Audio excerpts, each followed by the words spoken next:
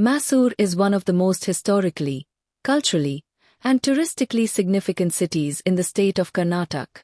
Recognized as the second most important city in Karnataka after Bengaluru, Mysore is renowned worldwide for its rich heritage, magnificent palaces, ancient temples, art, music, literature, and educational institutions. Mysore is often called the cultural capital of Karnataka because Kannada culture, classical music, dance, painting, festivals, and traditions continue to thrive here. The city is a rare example of a place that has preserved its cultural heritage while embracing modern development. The history of Mysore stretches back more than 1,000 years. The region has witnessed the rule of several powerful dynasties, including the Gangas, Cholas, Hoysalas, the Vijayanagar Empire, and the Wadiyar dynasty.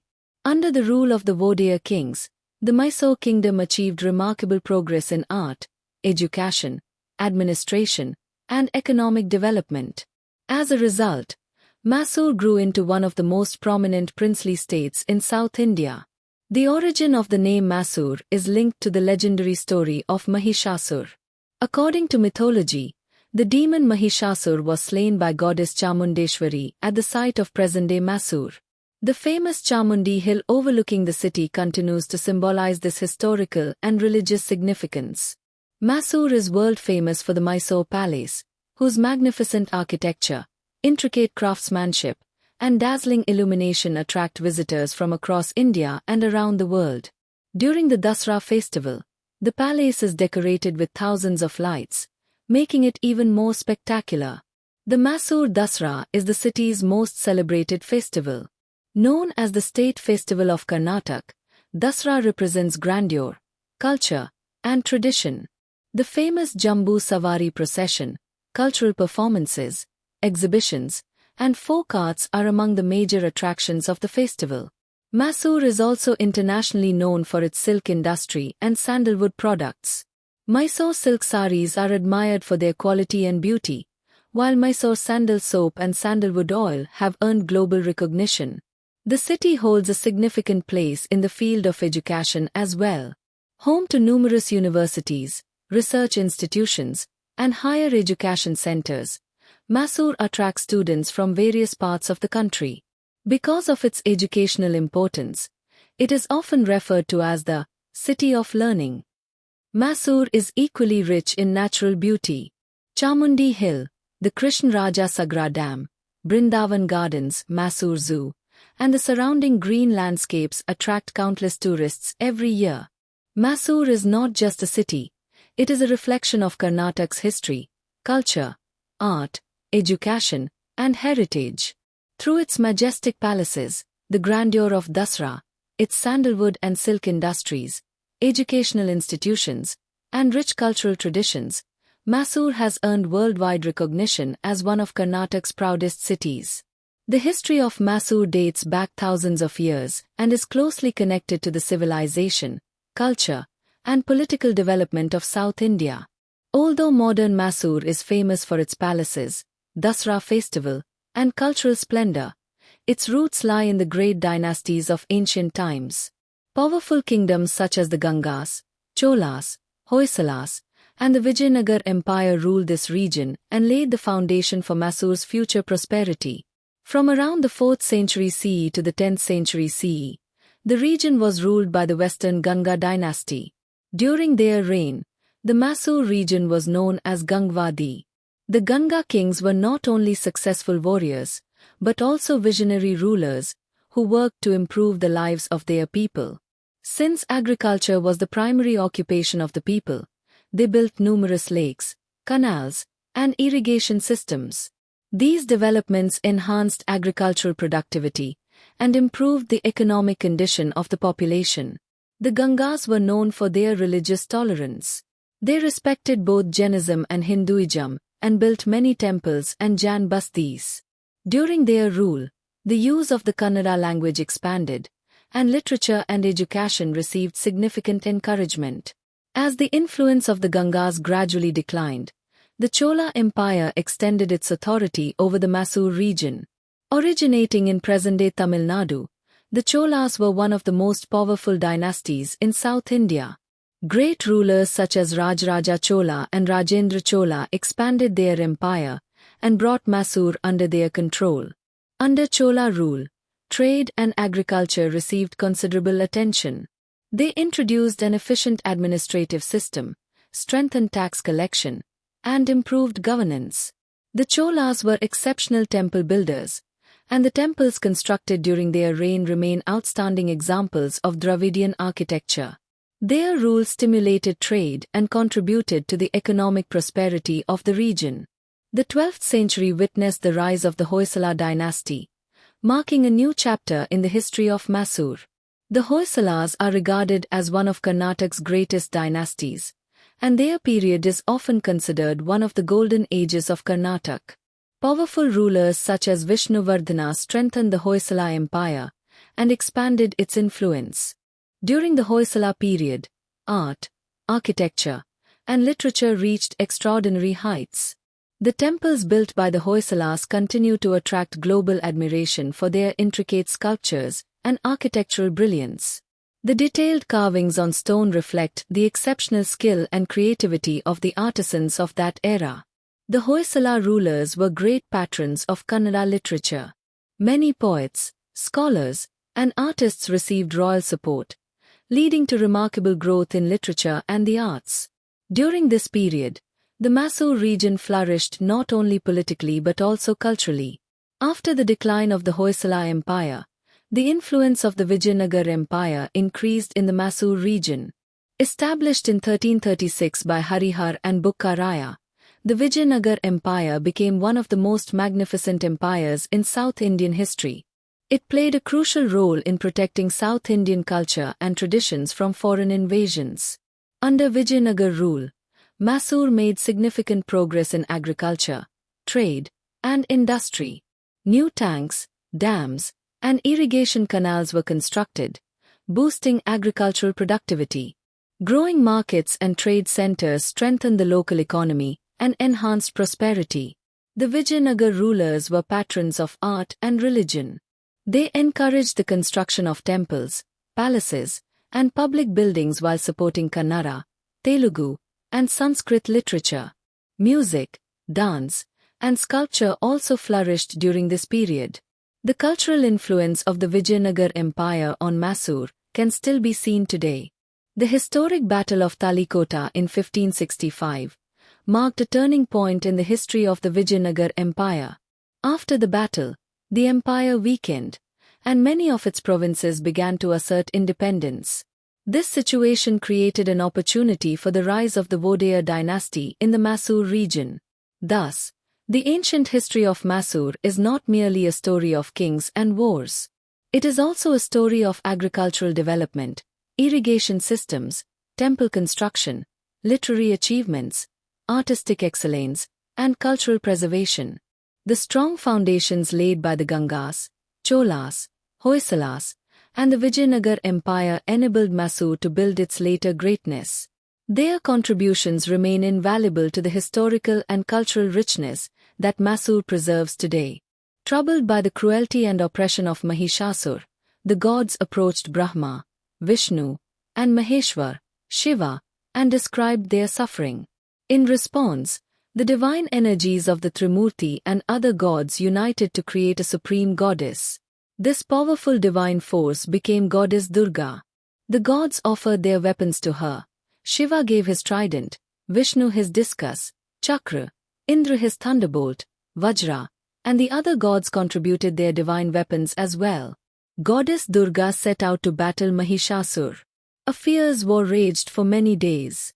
Using his magical powers, Mahishasur transformed into various forms, including a buffalo, a lion, and a human, in an attempt to defeat the goddess. However, none of his tricks or powers could withstand Durga's divine strength. Finally, in the region now known as Chamundi Hills, the decisive battle took place. Goddess Durga defeated and killed Mahishasur. Because of this victory, she became known as Mahishasur Mardini, meaning the slayer of Mahishasur. Later, she came to be worshipped as Chamundeshwari, the presiding deity of Mysore.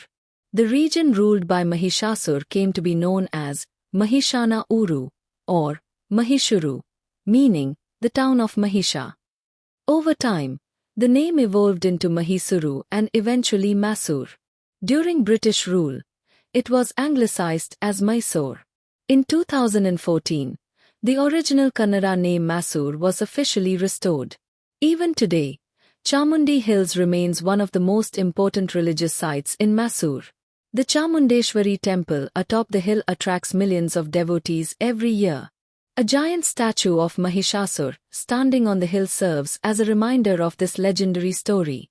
This tale is more than just mythology. It symbolized the triumph of righteousness over evil and justice over oppression. That is why the city of Mysore carries a rich historical and mythological heritage within its very name. Even today, Goddess Chamundeshwari occupies a central place in the world-famous Mysore Dasara celebrations, and her influence can be seen throughout the city's culture, traditions, and festivals. Thus, the name Mysore is not merely the name of a city, it is a living reminder of the legend of Mahishasur, the victory of Goddess Chamundeshwari, and Karnataka's rich mythological heritage. As the influence of the Vijayanagar Empire began to decline, a new chapter opened in the history of Mysore. In 1399 CE, Yadurya Wadiyar laid the foundation of the Mysore kingdom. Initially, the Wadiyar rulers served as feudatories of the Vijayanagar Empire, but over time they established their independence, transforming Mysore into one of the leading kingdoms of South India. The rulers who succeeded Yadurya expanded the kingdom and gave great importance to the welfare of their people. Mysore gradually developed into an important center of administration, trade, and culture. The Wadiyar kings were notable patrons of art, literature, music, and religion. Their palaces were not merely centers of governance but also gathering places for poets, scholars, musicians, and artists. During the 17th and 18th centuries, the Wadiyars strengthened the kingdom further. They introduced several projects aimed at improving agriculture, trade, and irrigation.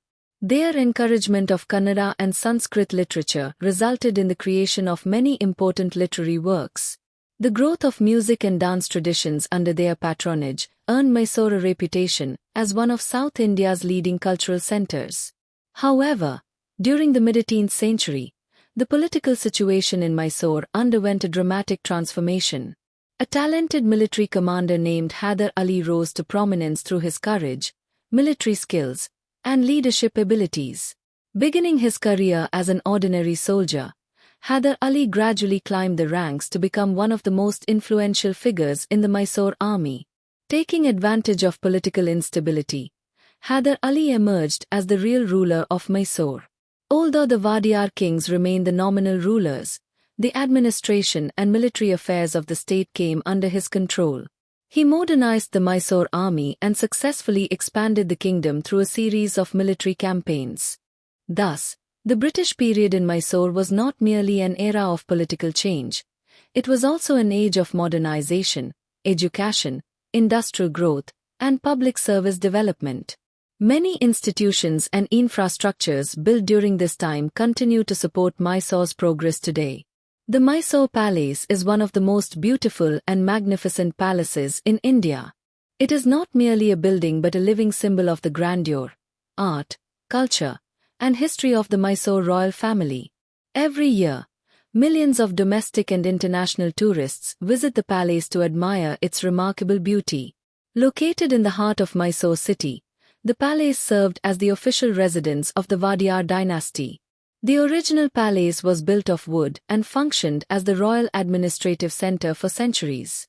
However, in 1897, a devastating fire during a royal wedding ceremony destroyed most of the old palace. Following this tragedy, a decision was made to build a new and grand palace. Designed by British architect Henry Irwin, construction began soon afterward.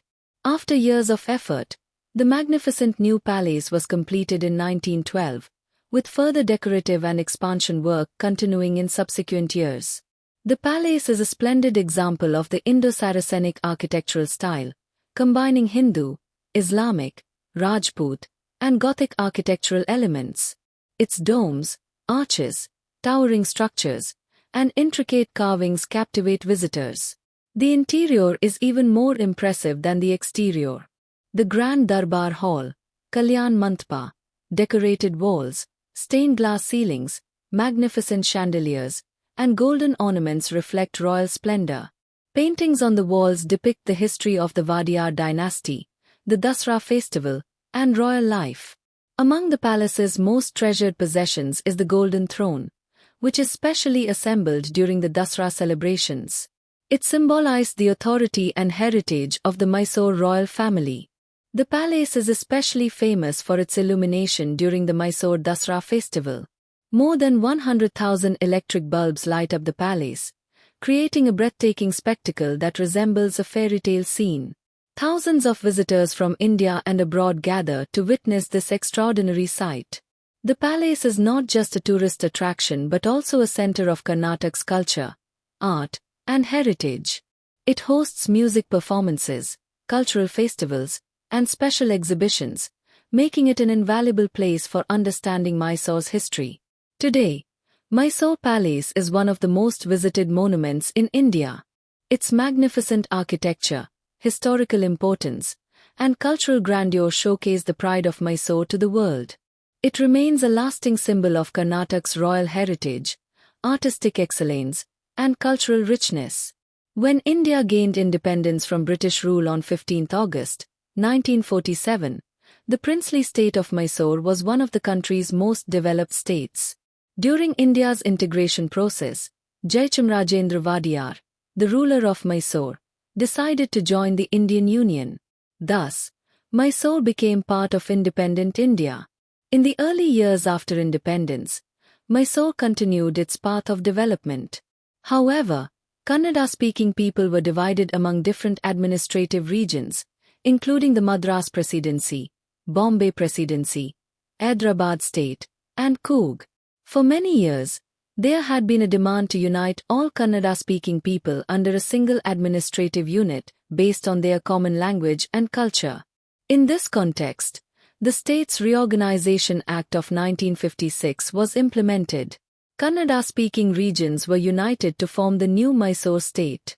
Areas such as Belgavi, Dharwad, Bidar, Kalburagi, Ballari, Dakshina Kannada, Uttara Kannada, and other Kannada-speaking regions became part of the state.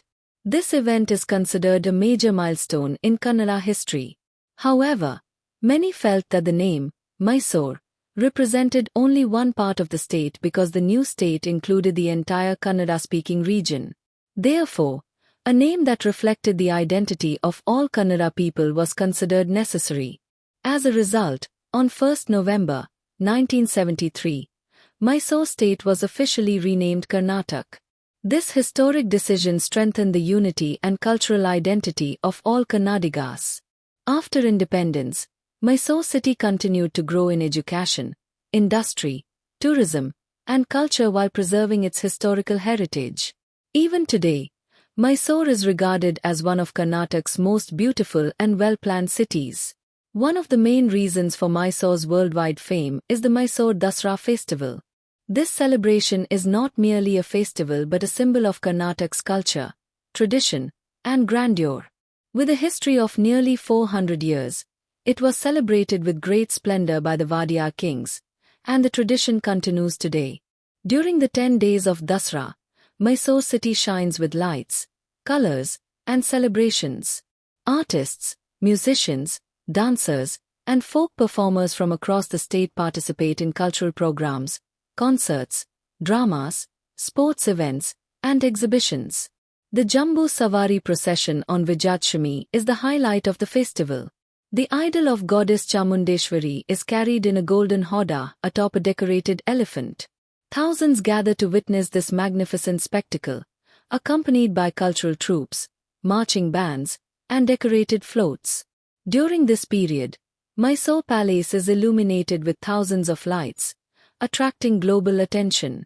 For this reason, Mysore Dasara is popularly known as the State Festival, Nada Habba, of Karnataka. Hyder Ali recognized the growing threat posed by the expansion of the British East India Company. At a time when British influence was spreading rapidly across India, he was one of the few Indian rulers who openly resisted their ambitions. Under his leadership, Mysore became one of the most powerful states in southern India. After Hyder Ali's death in 1782, his son Tipu Sultan assumed power. Continuing his father's legacy, Tipu Sultan strengthened the kingdom even further. He was not only a warrior but also a visionary administrator and reformer. Tipu introduced significant changes in governance. He reformed the taxation system, promoted agriculture and trade, encouraged industries, and sought to strengthen Mysore's economy through international trade. He established diplomatic and commercial ties with France, Turkey, and Arab nations. One of Tipu Sultan's most remarkable achievements was his interest in military technology. He effectively used rocket technology in warfare. The rockets developed and deployed by the Mysore army were among the most advanced of their time, and were later studied and adapted by the British military. Tipu Sultan fought 4 Anglo-Mysore wars against the British. Determined to preserve the independence of his kingdom, he fought until his final moments. Because of his bravery, patriotism, and fighting spirit, he earned the title, Tiger of Mysore. This title symbolized his fearless leadership and resistance against colonial expansion. In 1799, during the Fourth Anglo-Mysore War, Tipu Sultan died heroically while defending the fort of Srirangpattan Fort. Fighting to the very end in defense of his kingdom, he remains a symbol of courage and sacrifice in Indian history. Following Tipu Sultan's death, British influence over Mysore increased significantly. However, rather than ruling the state directly, the British restored the Wadiyar dynasty and allowed Mysore to continue as a princely state. The later Wadiyar rulers focused on education, industry, electricity, railways, and public welfare, transforming Mysore into one of the most progressive princely states in India.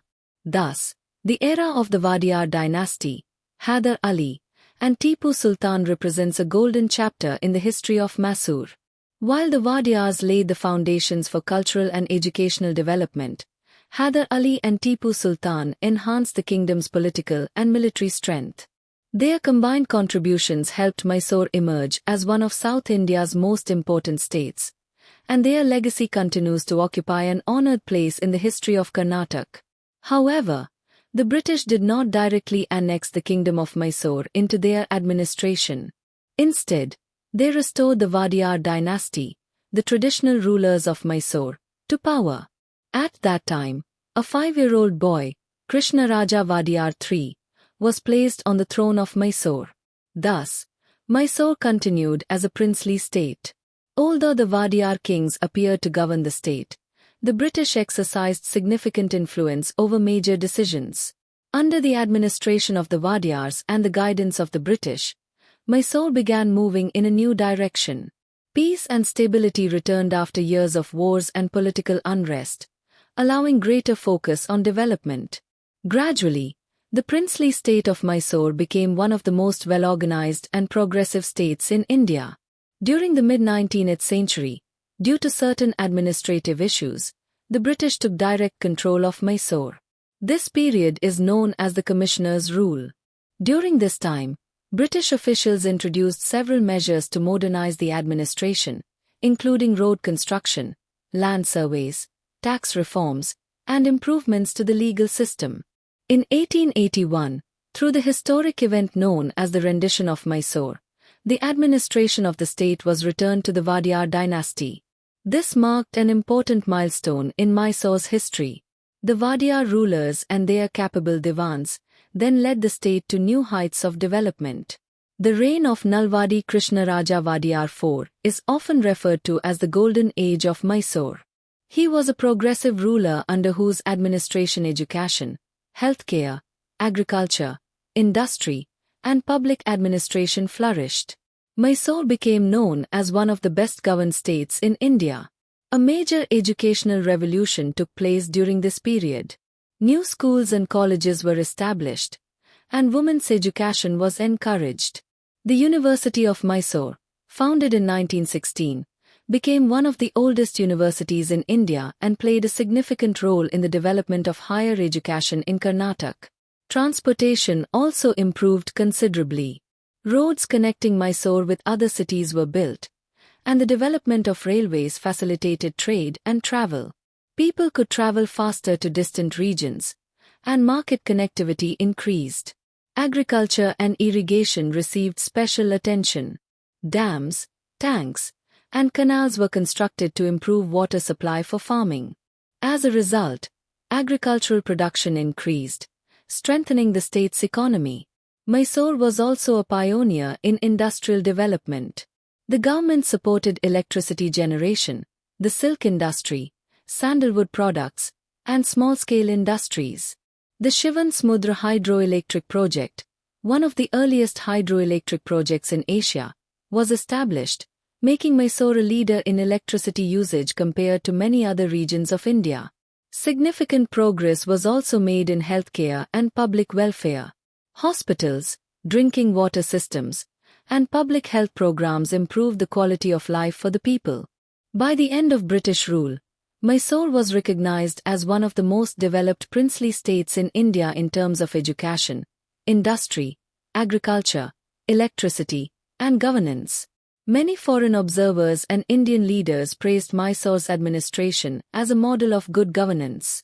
Today, Mysore is a beautiful blend of historical grandeur and modern development.